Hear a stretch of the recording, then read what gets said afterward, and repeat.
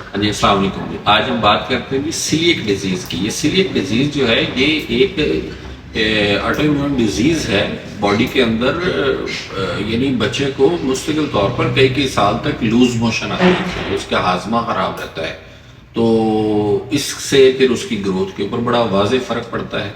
ہوتا کیا ہے؟ ہوتا یہ ہے کہ یہ کچھ ڈیفیشنسیز ہوتی ہیں اس کے اندر ایک چیز کی، جس کی وجہ سے وہ انتڑیاں جو ہیں وہ اس کی اوور ریئیکٹ کر جاتی ہیں۔ اوور ریئیکٹ کر کے وہ جو کچھ امیونٹی اس کی ہائپر ہو کے وہی اس کی انتڑی کو نقصان پہنچاتی ہے، جس کی وجہ سے اس کی انتڑی جو ہے وہ چیز کو صحیح ہضم نہیں کر پاتی اور اس کو لوز موشن آتے رہتے ہیں۔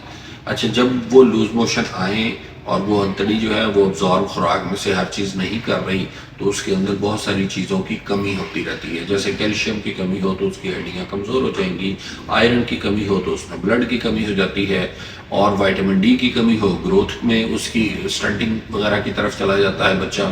تو یہ کچھ چیزیں ہوتی ہیں۔ تو اس کے اندر مین الرجی کس سے ہوتی ہے؟ یہ گلوٹن سے ہوتی ہے۔ تو گلوٹن جس خوراک میں ہم اس کو منع کرتے ہیں کہ بھئی یہ آپ نے خوراک اوائڈ کرنی ہے، جیسے کہ گندم کے اندر سب سے زیادہ ہوتی ہے، تو گندم کی بنی ہوئی ساری چیزیں جیسے کہ روٹی ہے یا چائے ہے، یہ رس ہے یا بسکٹ ہیں یا ڈبل روٹی ہے، یہ ساری گندم سے بنی ہوئی ہے، میدے سے بنی ہوئی چیزیں جو ہیں یہ اس سے ہم نے اوائڈ کروانی ہوتی ہیں۔